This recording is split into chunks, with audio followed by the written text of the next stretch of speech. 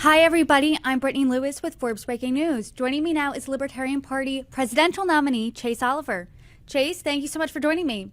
Thanks for having me. It's always great to speak with Forbes.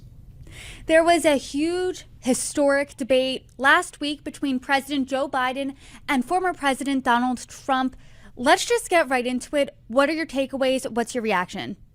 Well, my takeaways is that Donald Trump did what Donald Trump always does, which is exaggerate, be hyperbolic, and frankly, many times lie on the record. And we had Joe Biden, who was just not in a position to be able to counter that at all. In fact, Joe Biden was falling even below the low expectations that many Republicans had for him going into the debate. And so I feel like, like most Americans, I think it was not Joe Biden's night. It was not a great debate for him, and it really shook up the race because now a lot of people are looking at me as a younger candidate, and they are really excited about seeing somebody who's not 80 years old. You bring up an interesting point of a lot of people said it wasn't Joe Biden's night, but do you think that this could be chalked up to a bad debate or something more serious where we saw his mental acuity on full display on Thursday?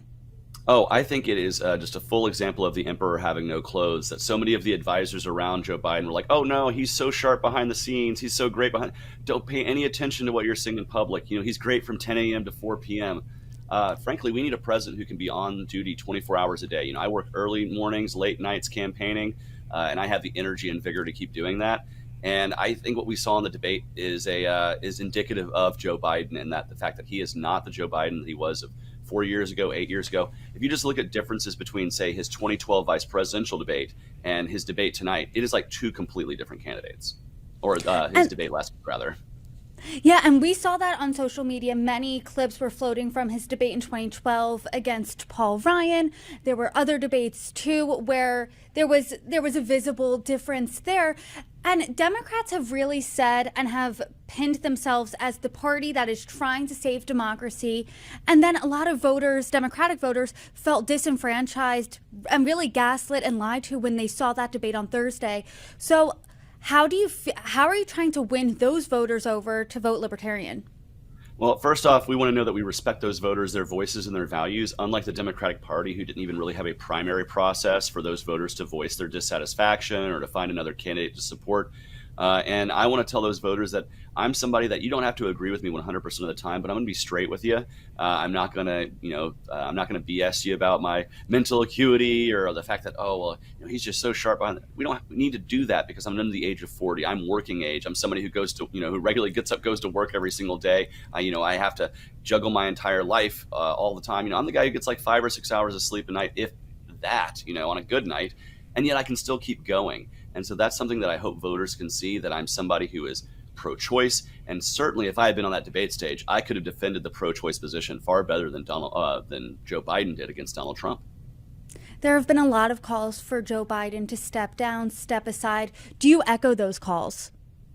Well, I think he's probably an easier candidate to run against, honestly. So for me, strategically, he should probably want to stay in there. But I think Democrats right now are very worried. And I think the likelihood of seeing a brokered convention where they're selecting their delegate on the floor, or their candidate on the floor from the delegates, rather, is it's going up. I would have said before the debate, it's like a 90% chance Joe Biden is going to be the nominee, barring some sort of health complication. Now I think that's closer to like a 50-50 chance. I think Democrats are running scared. They're looking for options. And that could lead to a very interesting convention. But I just don't know if there's enough time for any candidate who gets nominated in August to really lay down the groundwork and have that effective kind of campaign. This debate was really interesting in the sense that what we're talking about days after, even moments after, was not what was said, but how it was said. And earlier at the beginning of this conversation, you said that you took issue with some of President Trump's points.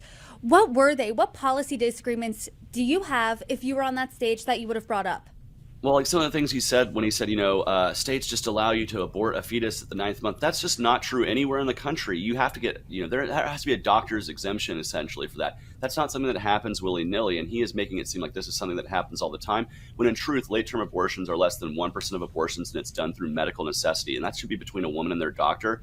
Joe Biden couldn't defend that point. He couldn't fight back against that. When it comes to some of the things he said about the border, it is ridiculous. Most people who want to come here to work and work peacefully and live peacefully and create their own economic output and their own economic future here in the United States. They're not coming here just to attack Americans or increase crime. In fact, if you look at studies, immigrants, both illegal and those who came here through legal means, both of them commit less crime than native-born Americans. So it's just not true when he says we're exporting crime into our streets because we have open borders. So much of the rhetoric he says is just so hyperbolic. But if there's not somebody there to respond to it in real time, voters will look at that and say, okay, nobody's fighting back against it. The moderators aren't pushing back. The other candidates not pushing back, so it must be true. But so much of the things he says are either hyperbolic or just a straight up lie. And he's a dishonest person. This is why I think voters need to have more than two choices. You shouldn't have an angry, dishonest old man or a tired and kind of sundowning old man to choose from. You should be able to have younger voices. And I hope voters voice their dissatisfaction by voting for the only candidate under the age of 40. I think some people have been a little bit afraid until Thursday night of calling out an issue of age for fear of being ageist. Do you think there should be an age limit here when it comes to being president?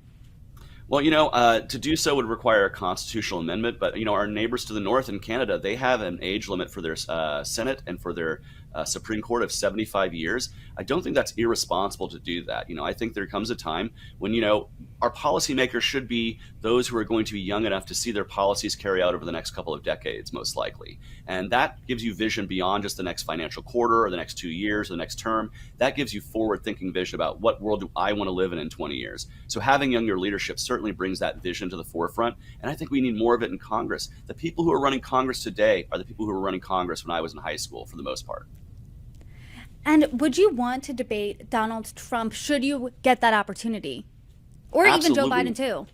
Oh, absolutely, 100%. Donald Trump came and spoke at our convention. I wish he had the gravitas and the spine to actually debate our candidates and come to us, ready to speak to his vision and compare that to the libertarian vision. And certainly, if I'm on a debate stage with Donald Trump or Joe Biden, I'm going to take it to them 100%.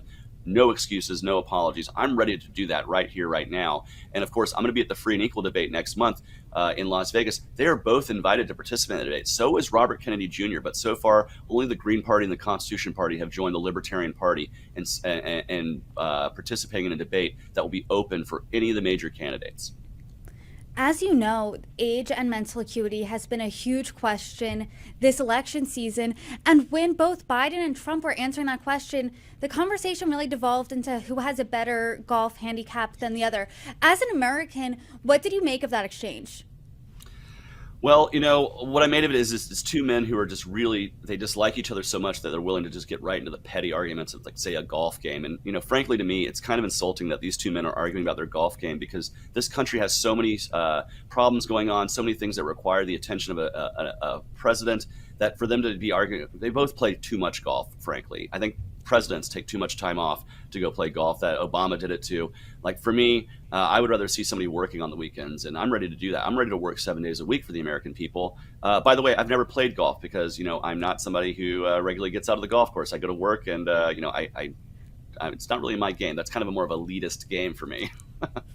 So let's take President Biden's performance out of the debate and let's just talk about what was said, the substance of the debate. What do you think was missing that you thought, hey, I could offer my perspective on here. I could offer a fresh take? Well, I think they both kind of hammered each other for the debts and deficits they create, but someone should have been on stage to say both of you guys actually have created, nearly half of the national debt that we're seeing is from each of you in your 8-year terms. So you're both really guilty of that. And neither candidate, while speaking about the Israel-Gaza war, spoke up for the Palestinians, those tens of thousands of innocent people who have been bombed and airstriked in Gaza, when Israel could have taken a much more surgical path to respond to the October 7th attacks. And I think had they done that, they wouldn't be seeing this massive backlash and these protests around the world against the actions they're taking against Hamas, because so many Palestinians get caught in the crossfire as innocent people who are being, frankly, blown up by this war, murdered, maimed, injured, traumatized. And no one was there to speak up for them. No one was there to speak up for those innocent people. I speak up for both the innocent people of Palestine and the innocent people of Israel who faced a terror attack on October 7th. I both want to see a release of the hostages and a ceasefire so we can begin rebuilding Gaza and seeing a better life for the Palestinians. Nobody took that fully nuanced approach. It was very one-sided. President Trump blamed President Biden for what we're seeing in the Middle East. Did you agree with his take there? No, I don't agree with his take there. I think October 7th was going to happen regardless of which of these men were president, because frankly, I don't see a whole lot of daylight between them. Both have both have exported our militarism around the world. Both have a foreign policy that is rooted in the American military footprint, whether it's selling weapons or arms to Israel or Saudi Arabia. Both of them use that military-industrial complex power as opposed to diplomacy and actually engaging with our neighbors one-on-one, which is something we want to see more. On the debate stage, and something that you've posted on social media, the biggest contrast that we're seeing between both President Trump and President Biden and you is the age gap. They're only a few years apart. You are drastically younger. Aside from the age difference, what else do you think is the biggest difference between you and both Biden and Trump? Well, it's my political philosophy and where the root of what I believe comes from, which is the principle of non-aggression, that if you're not harming anybody in your own personal life, your life should be your life, your body should be your body, your business is your business. And that's because we believe in the most local governance as libertarians. And that's actually your self-governance, that if you're governing yourself and not harming the civil liberties of other people, you should be left to your own devices to decide what you want to do with your life. And when you come from that kind of philosophical point of truly thinking about the liberty of each and every person, as opposed to the authoritarianism on the left or the right, be you Biden or be you Trump, that is a stark contrast in political philosophy as to where our beliefs come from, where we're rooted in terms of our principles. There could be not a starker difference between a libertarian like myself and an authoritarian Republican and an authoritarian Democrat like Donald Trump and Joe Biden, who view the state as the solution. In the wake of President Biden's debate performance, a Republican member of Congress, Chip Roy, called on Vice President Kamala Harris to invoke the 25th Amendment. Is that something you agree with? Do you think his performance is worthy of that call? I don't know. And I think Chip Roy is doing something quite performative. In fact, I hardly endorse Chip Roy's libertarian opponent in his race. So I just met with some great folks in Texas last night, in fact, out there in San Antonio. I got to say, while I think maybe that discussion has to happen, I think it's more a matter of he just doesn't need to run another term. I think he's realizing that 4 more years is just not in the cards for him. I think Biden can continue to be doing what he's doing for the last 4 years for a few more months. Yeah, I think he can, because I think he's got certainly handlers around him and other people who have been helping him along. But I don't think he needs to run again in 2024. I do think it's time for him to maybe step aside for a younger Democrat, or for a Democrat who's just got more vigor. You don't have to be younger. You just have to have, you have to be able to be all there. And Joe Biden's just not showing that. Chase, you are crisscrossing across the country. What's next for your campaign? Well, next up is July 4th in Philadelphia. We're going to be celebrating with the Pennsylvania Libertarians out there in Philadelphia and Bucks County.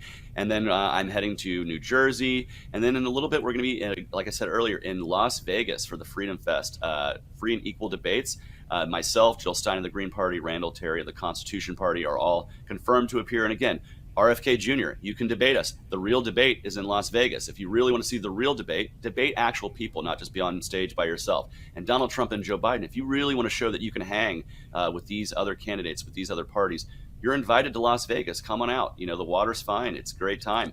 Come and join us in Las Vegas. But until then, I'm going to keep speaking for the American people. I'm going to keep traveling across the country and not being afraid to get on any stage. That'll have me in debating my opponents and certainly taking it to the two-party system. Chase Oliver, thank you so much for coming on. I always appreciate the conversation. Thank you so much.